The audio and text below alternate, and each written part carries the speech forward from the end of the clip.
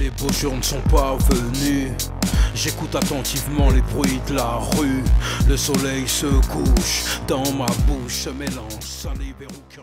Moi c'est Jean-Baptiste, auteur-compositeur rap progressif depuis à peu près 26-27 ans.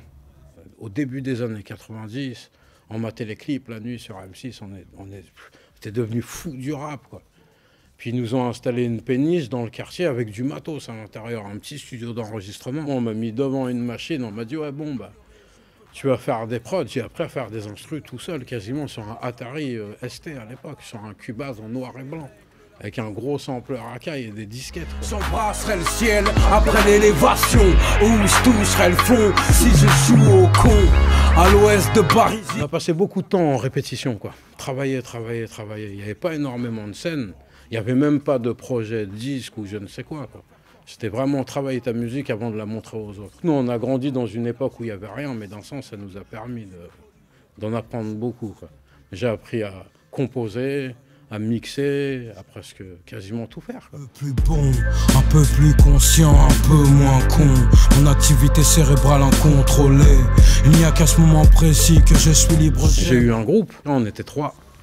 Antonin Marteau, Robin Delbosque et moi-même au micro, donc 2 autres beatmakers, et puis on a monté un petit projet à 3, quoi.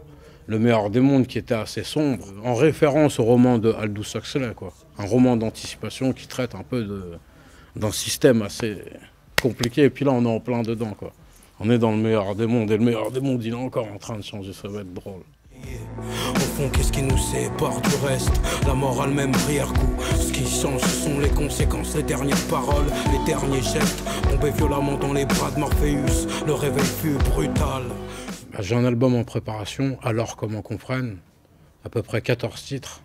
On va dire il y a du trip-hop un peu, des sonorités trip-hop, des sonorités électro et rock progressif, quoi. Ma musique, elle me ressemble et elle ressemble à la réalité, quoi. Et je parle souvent à la première personne du singulier. Comme ça, c'est clair. C'est moi et mon point de vue. Je ne parle au nom de personne. Je suis un mec qui fait un truc avec la tête, quoi.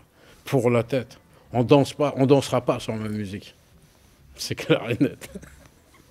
La lune s'illumine pour moi, la pluie ou du crachat tombé du ciel, je ne sais pas. Combien de fois ai-je insulté la vie de Bourgandine, j'avance. Le message, c'est pense par toi-même et pense surtout, quoi.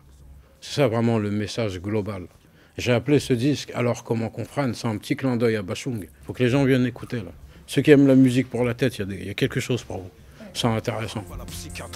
Un peu génie, un peu exécrable. Tenir la route à vive allure sur un petit chemin escarpé et boueux. Ouais, je peux dédicacer mon chat quand même. J'ai un super chat, tu vois. Dédicace à mon chat parce que c'est un putain de chat, quoi. Il me donne des phrases, des moments, il me glisse des mots quand je suis en galère. Il me fait, Moi, je suis un chat, moi. Les chiens, ils ont un maître, ils sont limités. Le chat, il fait ce qu'il veut. Moi, je monte sur tous les toits où je veux monter, je monte. Je grimpe où je veux grimper, je vais pisser où je veux pisser. Personne ne m'empêche de faire ce que je veux.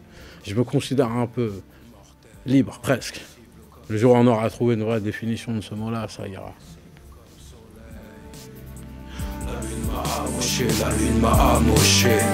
La lune m'a amoché, la lune m'a amoché. La lune m'a